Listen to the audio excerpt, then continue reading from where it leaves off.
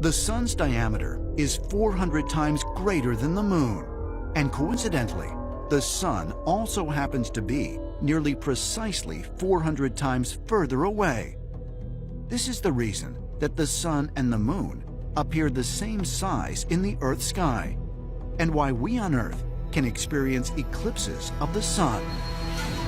It's just perfectly in that orbit to eclipse our sun. The odds of the moon being in that orbit accidentally are 1,000,000,000 to 1.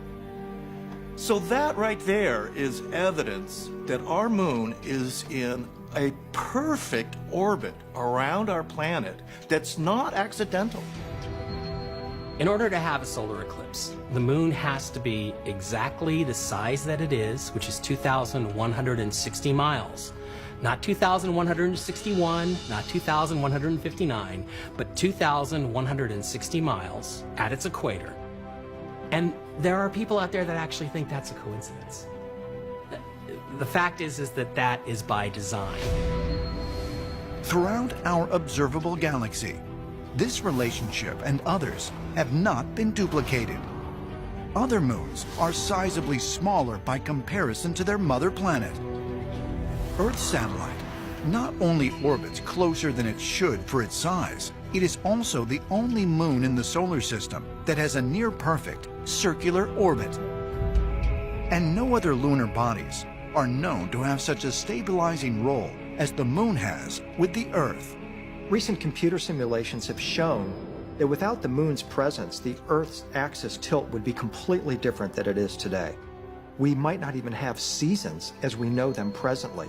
Without the seasons, it could be very difficult for life on Earth.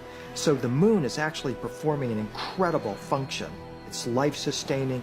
Without it, we might not be here. There are so many peculiarities about the way the moon has affected the Earth that one might be forgiven for believing that there is intelligence behind it, that something made it that way.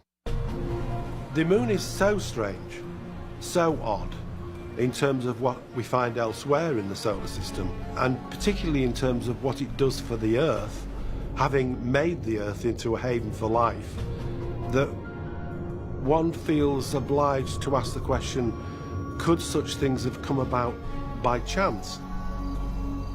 Was it placed there deliberately? Was it engineered, maybe by aliens? And therefore, is our whole existence a planned event?